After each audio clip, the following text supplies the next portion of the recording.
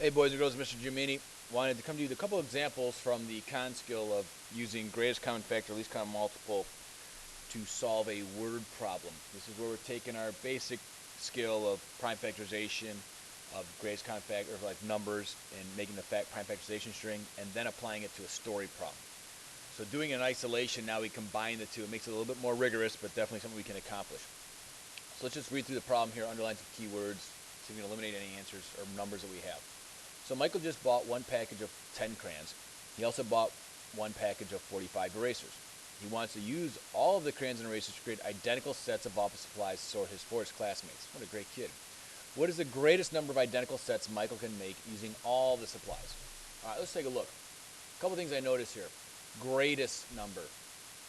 So the greatest number of packages. So he kind of wants to bundle these items up into packages for his classmates. So he wants to put a couple of them here, a couple of them here, a couple of them here, but so that each classmate receives the same amount of things. When I hear greatest, I think of GCF, greatest common factor. And the numbers we're working with here, he has 10 crayons and 45 erasers. So he's taking those items and breaking them up into groups so that each kid will see the same number. And again, I'm going to do greatest common factor, least common multiple a little bit differently than maybe you've done in 5th grade, or if you've had dabbled in this in 4th grade as well.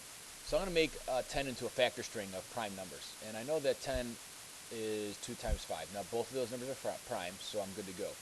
Now let's look at 45, and I'll look at 45 over here separately. And I'll do my factor tree. I know that 45 is 5 times 9, and ends in a 5, so that means it is a multiple of 5, or 5 is a factor of it. So that's 5's prime, so that's good. I go 9 is 3 times 3. Those are both prime. So the factor string, the prime factor string for 45 is 3 times 3 times 5. Now, I look vertically, not horizontally, to chunk common factors. 2 and 3, they're not common. 2 and 3 are not common. 5 and 3, 5 and 3, no, but I do have, here it is, it's 5 and 5. So that is represented just once down here. Now, typically I might have other factors that are common, but because they're just one, the greatest common factor of 10 and 45 is 5. So the greatest number of packages that Michael can make with those items is 5 packages. And if you think about it, that means you'd have 2 crayons in each one, because 10 divided by 5 is 2. And then he could have 9 erasers in each one. And 9 times 5 is 45. So there's the answer for that one. Let's take a look at another one here. Michael just bought Michael is buying a lot of things. Michael just bought one package of rubber stamps. He also bought one package of 10 notebooks. He wants to use all the rubber stamps and notebooks to create identical sets of office supplies for his friends. What is the greatest number of identical sets Michael can use or make using all the supplies? Again, greatest number down here, so I'm thinking G, greatest, C, common, F, factor, greatest common factor. Now he has 8 rubber stamps, and he has 10 notebooks. So he's going to take those items and break it up so that each friend has the same number of items. He doesn't want to make one friend feel less important than the other. So we have 8 and 10. Now let's take a look. Greatest common factors of 8, the prime factorization of 8 is 2 times 2 times 2. 2 times 2 is 4, 4 times 2 is 8. These are all prime, so that's the prime factorization of 8.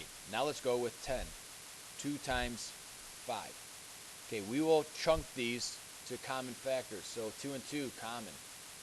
I have nothing else that I could chunk together. So the only number I have that's common is 2. Now, as I said in the previous slide there, or skill, we could do 2 times 2, but there is nothing else to multiply by 2. So the greatest common groups that he could have, or the number of groups he could have, are 2 sets. If he has 2 sets, he's got 4 rubber stamps in each set, because 8 divided by 2 is 4. And then he would have 5 notebooks in each, so he can only share with 2 friends. So there's my 5. Oh, sorry, I meant to say there's my 2, because he can only make 2 groups. There goes my con skill values. All right, let's take a look at another one. Daniel has organized a baseball league, and he needs to purchase jerseys and visors for the players. Jerseys come in sets of 30, and visors come in sets of 25. If Daniel wants to buy the same number of jerseys and visors, what is the minimum number of jerseys or visors he will have to purchase? Now, if you look at the previous problems, we talk about how can he break them into groups. Here he wants to buy a bunch of these things, but he wants to buy a bunch so that he has the same number of visors as he does jerseys. So he doesn't want to have 30 jerseys and 25 visors. He wants to have, let's say, 300 jerseys, 300 visors. But we want to find the minimum that he wants to buy because he doesn't want to overbuy because he's wasting money. So minimum is talking about the least common multiple. Now the way I solve this is a little different. So I'm going to go with the 30 on top because that's my jerseys and the 25 on the bottom. Now, the prime factorization of 30. I know I can do 5 times 6, 5 is prime. 2 times 3, 2 and 3 are both prime. So the prime factorization of 30 is 2 times 3 times 5. I go 25. Well, the only thing I think about 25, and I can't use 1 times 25, is 5 times 5. Now, same concept here. I can chunk common factors. 2 and 5 not common. The only thing I see that's common here is the 5. So I'm going to write the 5 right here. Now, these are what I call my scraps. Now, in least common multiple, I can't leave out my scraps. And if you think about it, the least common multiple of 30 and 25 is not 5. Because if you're counting by 30s, 30, 60, 90, you're never going to get the 5. So now I take all these scraps and I multiply them by the 5 as well. So I go 5 times the scrap 5 times the scrap 2 times the scrap 3. I'm going to chunk these to multiply. 5 times 5 is 25. I now go 25 times the 2, which I can do in my head, is 50. And I multiply that 50 times 3. That gives me 150. So the least amount of jerseys and visors that he can buy are 150. So that means he'd have 150 jerseys, 150 visors. Okay, hope this helps you out. Have a great day. We will talk to you later. Bye-bye.